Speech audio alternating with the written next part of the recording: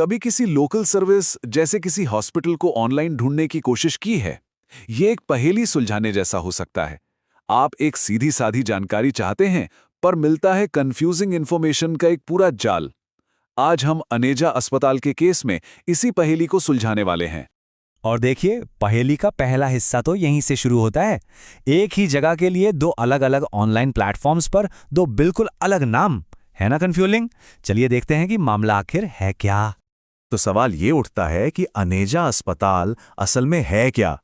इस विश्लेषण में हम एक एक करके ऑनलाइन सुरागों को जोड़ेंगे और सच का पता लगाएंगे। ठीक है, तो चलिए एक डिजिटल जासूस की तरह इस मामले की तह तक जाते हैं। और किसी भी अच्छी इन्वेस्टिगेशन की तरह हम शुरुआत उन फैक्ट्स से करेंगे जिन पर कोई सवाल नहीं है, जो हमें हर जगह एक जैसे मिलते हैं।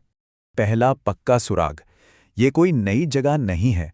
हॉस्पिटल की अपनी वेबसाइट कहती है कि वो 25 साल से भी ज़्यादा समय से लोगों की सेवा कर रहे हैं। ये एक बहुत लंबा अरसा है। और तो और वे अपनी ऑफिशियल साइट पर 4000 से भी ज़्यादा खुश मरीजों का दावा करते हैं। ये एक बड़ा नंबर है जो उनके काम पर भरोसे को दिखाता है। नामों के इस जाल में कुछ चेहरे हैं जो बार बार सामने आते हैं।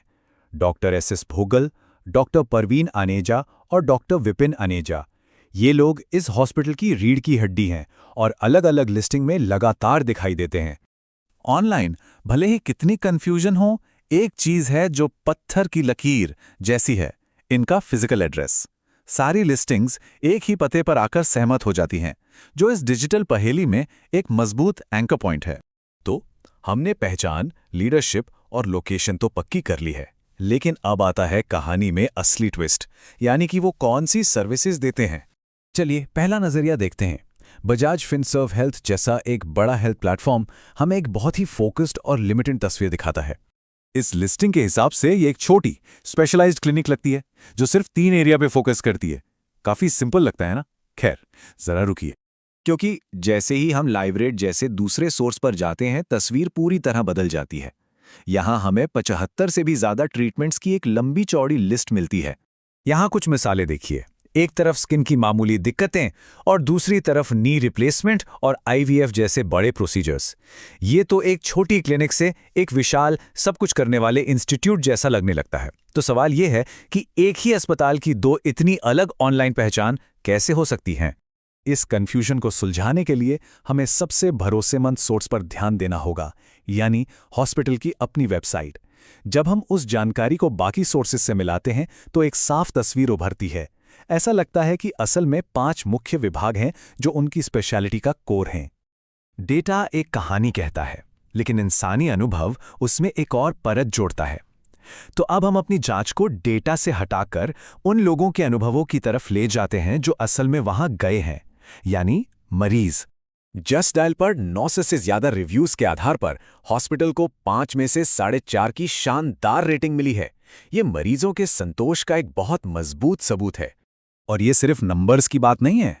नवनीत जैसे मरीजों के सीधे फीडबैक से पता चलता है कि लोग साफ सफाई और आसानी से पहुंचने जैसी प्रैक्टिकल चीजों की तारीफ करते हैं, जो किसी भी हेल्थ केयर फैसिलिटी के लिए बहुत जरूरी हैं। हालांकि एक बैलेंस्ड नजरिया रखना भी जरूरी है। जस्ट डायल की समरी में कुछ रचनात्मक आलोचना भी है, जिसमें स्टाफ की ट्रेनिंग को लेकर चिंता जताई गई है। इससे हमें एक ज्यादा रियलिस्टिक तस्वीर मिलती है। तो अब वक्त आ गया है कि इन सारे सुरागों को एक साथ जोड़ा जाए।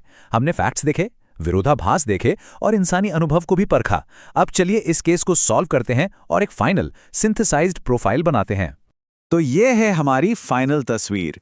ये एक स्थापित परिवार द्वारा चलाया जाने वाला मल्टी स्पेशलिटी हॉस्पिटल है, जिसका एक क्लियर कोर फोकस है।